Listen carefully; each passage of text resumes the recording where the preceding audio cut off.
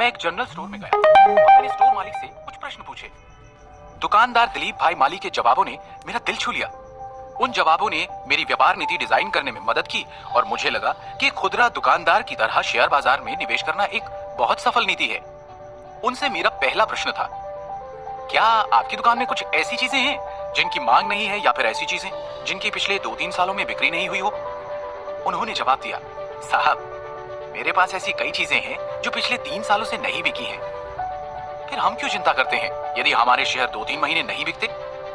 मैंने उनसे पूछा, क्या आप इन चीजों पर नुकसान उठाने को तैयार हैं यदि मैं आपको इनकी आधी कीमत देता हूं?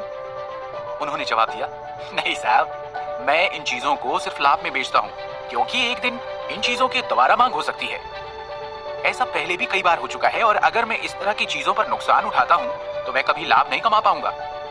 याद रखें कि उनकी दुकान का सामान उन्हें लाभांश नहीं देता, जबकि मेरे स्टॉक मुझे लाभांश देते हैं क्योंकि मैं हमेशा लाभांश देने वाली मजबूत कंपनियों के स्टॉक खरीदता हूं। उनसे मेरा तीसरा सवाल था, क्या आप उन चीजों की अधिक मात्रा खरीदने के लिए तैयार हैं जिनकी बिक्री अच्छी नहीं है? शेयर बाजार की भाषा में शेयरों की कीमत गिरने पर उनका औसत। उन्होंने जवाब दिया, नहीं, और मेरी ओर ऐसे देखा जैसे मैं दुनिया का सबसे बड़ा मूर्ख हूं। अब मैंने उनसे पूछा, आप प्रत्येक वस्तु पर कितना लाभ कमाते हैं? उन्होंने उत्तर दिया, प्रत्येक वस्तु जिसे मैं बेचता हूं उस पर लगभग 15%। फिर हम अपने शेयरों के रिटर्न के बारे में लालची क्यों हैं?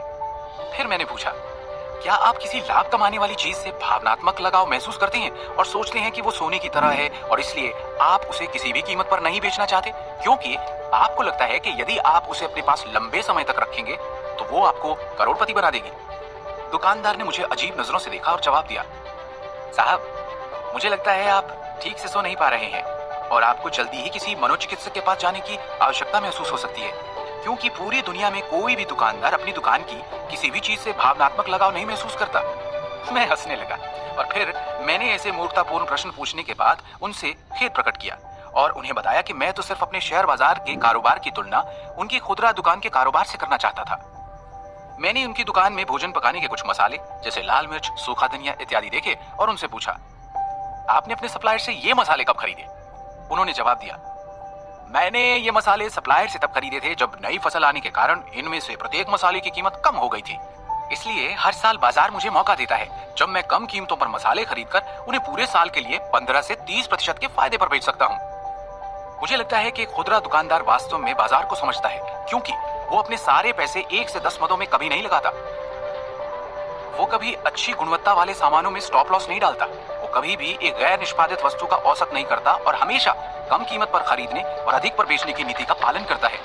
वो एक चीज को 15% से अधिक लाभ पर बेचता है और अपने पैसे को घुमाता है। वो किसी चीज के प्रति लालच नहीं रखता। फिर मैंने इसी नीति को अपनाया और पाया कि खुदरा निवेशक के लिए ये सबसे अच्छी नीति है।